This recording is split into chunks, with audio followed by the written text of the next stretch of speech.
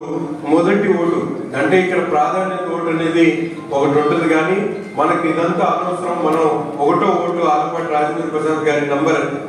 1 కాబట్టి దాని మీద ఓటేసేటువంటి విధంగా ఇప్పటి నుంచే మీ వాట్సాప్ గ్రూప్ లో కానీ, ఫేస్బుక్ లో కానీ, ఇన్స్టాగ్రామ్ లో కానీ, సోషల్ మీడియా ద్వారా మీ అందరూ కూడా ప్రచారం చేసేటువంటి కార్యక్రమాన్ని కూడా తీసుకోవాల్సిందిగా కోరుతా ఉన్నాం. కేవలం గుంటూరు తూర్పు పశ్చిమ నియోజకవర్గాలే కాకుండా మీ బంధువులు, మిత్రులు ఎక్కడైతే పక్కన నియోజకవర్గాల్లో ఉన్నటువంటి వాళ్ళందరూ కూడా తప్పకుండా మీ ఓటుని 1వ నంబర్ మీద ఓటు వేయాలని చెప్పి ఇప్పటి నుంచే మీరందరూ కూడా మాట్లాడేటువంటి కార్యక్రమాన్ని శ్రీకారం చుట్టాలని. ఎందుకంటే ఈరోజు మన ముఖ్య నాయకులు నారా చంద్రబాబు నాయుడు గారు రాజేంద్ర ప్రసాద్ గారిని ఎన్నిక చేయడం ఎందుకంటే ఆయన గెలుపుకి అవకాశం ఉన్నప్పుడు కూడా కూటమి కూడా ఇవ్వాలనే ఒక ఆలోచనతో ఆయన టికెట్ ఇవ్వకపోయినా పార్టీలో అనేక మంది గెలుపు కోసం ఆర్నిసులు పనిచేసినటువంటి పరిస్థితులు. యువ నాయకుడిగా, యువకుడు అధ్యక్షుడిగా, అంతే మంత్రిగా, ఎమ్మెల్యేగా అనేక పదవుల్లో ప్రజలతో నిత్యం సత్సంబంధాలు కలిగినటువంటి నాయకుడిగా, ప్రతి ఒక్కరితో మంచి పరిచయం ఉన్నటువంటి నాయకుడిగా ఈరోజు నగరంలో కానీ అలాగే పక్కన ఉన్నటువంటి ప్రాంతాల్లో ప్రతి ఒక్కరు కూడా స్వేచ్ఛగా ముందుకొచ్చి మాట్లాడేటువంటి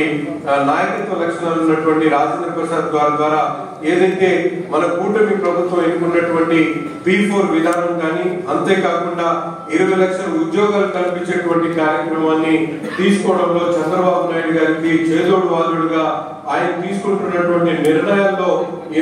మా వంతు గుంటూరు జిల్లాకు సంబంధించినటువంటి వ్యక్తి ఒకతను ఉండాలి అంటే అది ఆలపాటి రాజేంద్ర ప్రసాద్ గారు మాత్రమే సాకారం అవుతుందనే విషయాన్ని మీరు అందరూ కూడా గమనించి ఆయన గెలుపు కోసం ఈ 15 రోజులు 15వ తారీఖు నుంచి వచ్చే నెల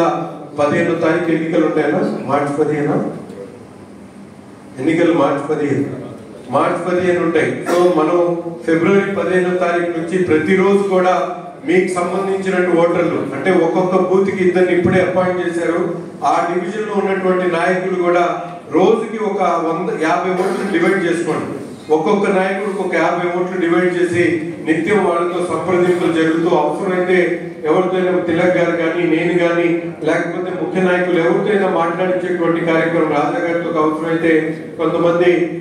ఎంప్లాయీస్ యూనియన్స్ ఉన్నాయి, టీచర్స్ యూనియన్స్ ఉన్నాయి, కాలేజెస్ ఉన్నాయి, పోస్టల్ ఆఫీసర్స్ ఉన్నాయి, సేల్ ట్యాక్స్ ఆఫీసులు ఉన్నాయి, గుంటూరు ఈస్ట్ లో డాక్టర్స్ ఉన్నారు, అనేక మంది ప్రతి ఒక్క హాస్పిటల్ కూడా స్టాఫ్ ఉన్నారు. అటువంటి వాళ్ళందరినీ కూడా మహిళా నాయకులు మీరు కూడా ప్రత్యేకంగా శ్రద్ధ తీసుకొని ఎవరికి వాళ్ళు ఇది మన బాధ్యతగా భావిస్తూ ఈ కార్యక్రమాన్ని ముందుకు తీసుకుని వెళ్ళి తప్పకుండా అఖండ మెజారిటీతో రాజా గారిని గెలిపిస్తారని చెప్పి మనస్ఫూర్తిగా కోరుకుంటూ మీకు ఎటువంటి సహాయ సహకారాలు అవసరంగా తప్పకుండా తూర్పు నియోజకవర్గ శాసనసభ్యుడిగా మీ అందరితో పాటు కలిసి పనిచేయడానికి నేను సిద్ధంగా ఉన్నానని చెప్పి తెలియజేస్తూ సెలవు తీసుకుంటాను.